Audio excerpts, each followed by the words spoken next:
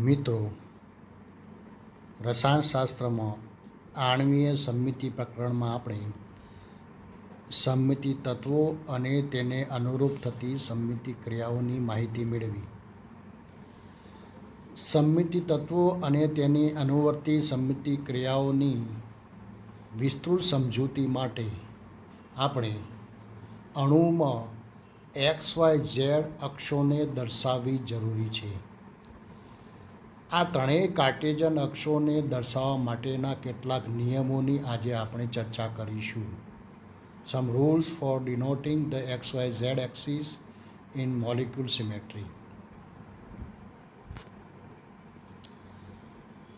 XYZ પૈકી સૌપ્રથમ સમમિતિમાં આપણે Z અક્ષને દર્શાવવી પડે. Z અક્ષને નક્કી કરવા માટેના કેટલાક નિયમોની ચર્ચા સૌપ્રથમ આપણે કરીએ તો, જો અણુમાં એક જ ભ્રમણ અક્ષ હાજર હોય તો તેને Z અક્ષ તરીકે લેવામાં આવે છે.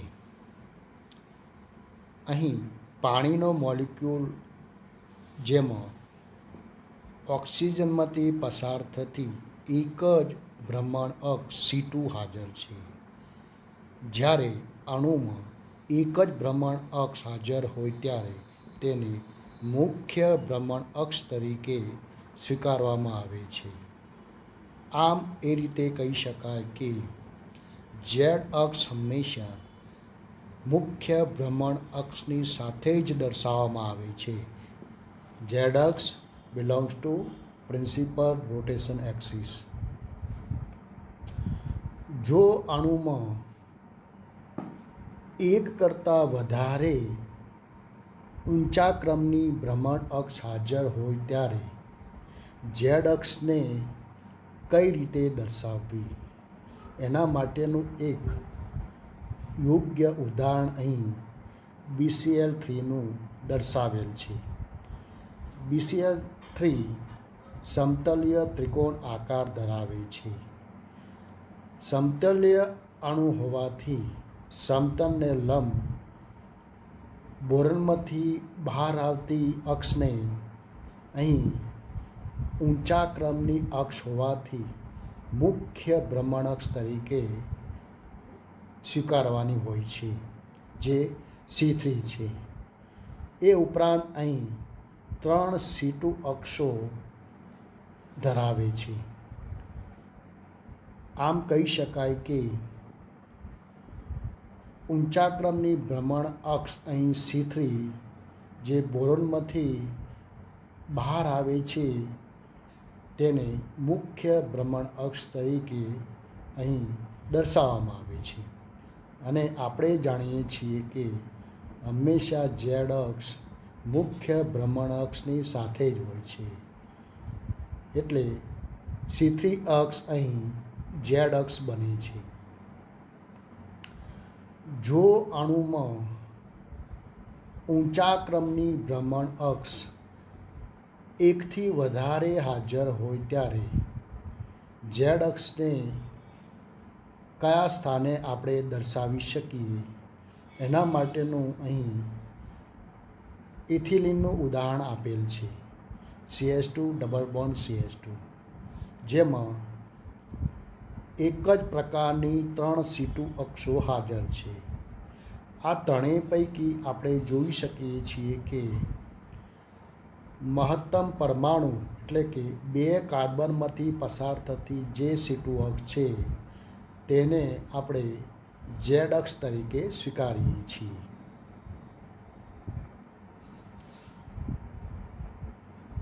હવે જો અણુ સમતલીય હોય ત્યારે આપણે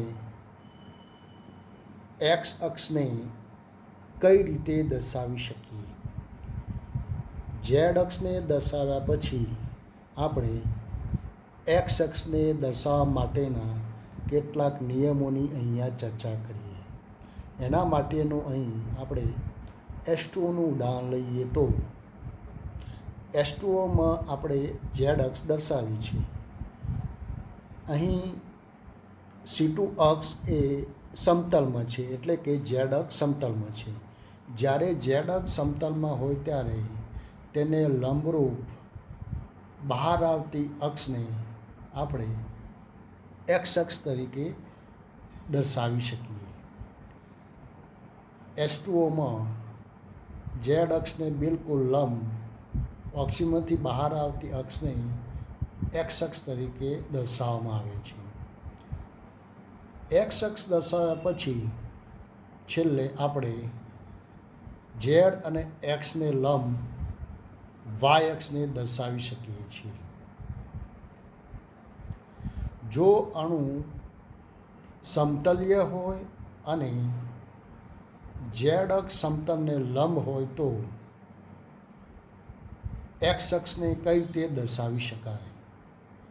જો અણુ સમતલીય હોય તો સમતલમાં ઝેડ અક્ષને બિલકુલ લંબ વધુમાં વધુ પરમાણુમાંથી પસાર થતી અક્ષને આપણે એક્સ અક્ષ તરીકે સ્વીકારીએ.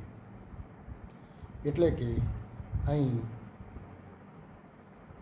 PtCl4-2 સમતલીય ચોરસ આકાર ધરાવે છે. પ્લેટિનમમાંથી બહાર આવતી મુખ્ય ભ્રમણક C4 છે અને તેને આપણે નિયમ પ્રમાણે ઝેડ અક્ષ તરીકે સ્વીકારીએ છીએ.